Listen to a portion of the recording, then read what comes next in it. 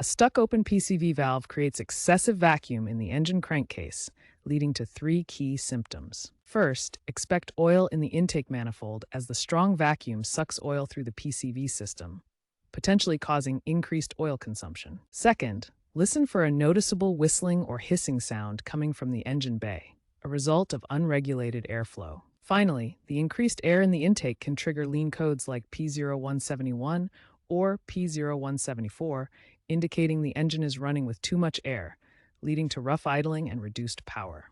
To diagnose a stuck open PCV valve, first check if the valve rattles when shaken. A stuck valve often won't. Next, inspect hoses for cracks, as these can worsen vacuum issues. If lean codes are present, use a scan tool to confirm. Correcting this involves replacing the PCV valve, which is a straightforward process.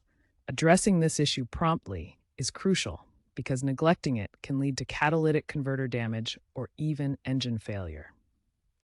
In GDI engines, carbon buildup is a common cause, so consider using synthetic oil and regular oil changes to minimize fouling. Remember, regular maintenance is key.